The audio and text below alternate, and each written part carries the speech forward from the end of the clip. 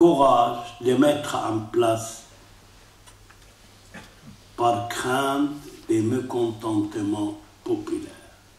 Le gouvernement a organisé une conférence internationale du 13 au 15 mars dernier à Sharm el-Sheikh pour relancer l'économie du pays et a présenté des projets dans divers domaines: énergie, télécommunications, transport, santé, enseignement.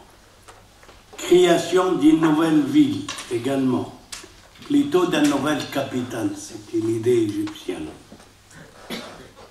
dont notre ami n'est pas très d'accord. Aux investisseurs venus du monde entier, obtenant en particulier un soutien financier que l'Égypte n'oubliera jamais par fidélité à ce qu'ils l'ont aidé. L'Arabie Saoudite, le Koweït, les Émirats d'Arabes Unis, le Bahreïn, pour un montant de 12 milliards 500 millions de dollars.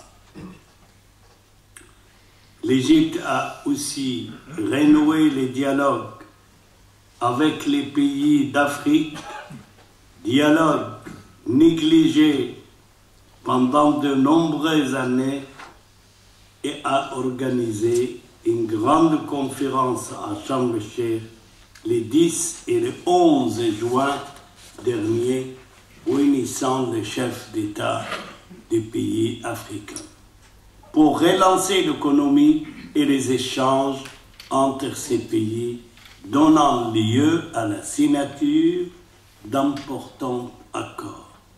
À cet égard, je profite de l'occasion pour rendre hommage au Dr Boutros Ghali, les fondateurs de la politique africaine de l'Égypte.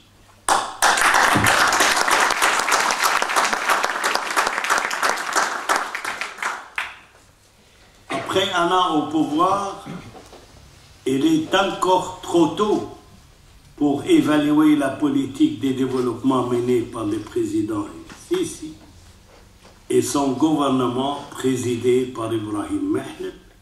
Toutefois, il y a une vraie ambition qui a indéniablement porté ses fruits, c'est le retour de l'Égypte dans le concert des nations Allemagne, France, Grande-Bretagne, Russie, la Chine et même les États-Unis ont de nouveau reconnu le rôle clé de l'Égypte pour assurer la stabilité et la paix au Moyen-Orient. En effet, l'Égypte, avec son peuple, sa police et son armée, est le seul pays de la région à mener un combat contre le terrorisme, action reconnue par le monde entier. C'est ainsi que ces pays ont affirmé leur soutien à l'Égypte dans sa lutte contre le terrorisme, menace non seulement pour le Moyen-Orient, mais au-delà pour le monde entier.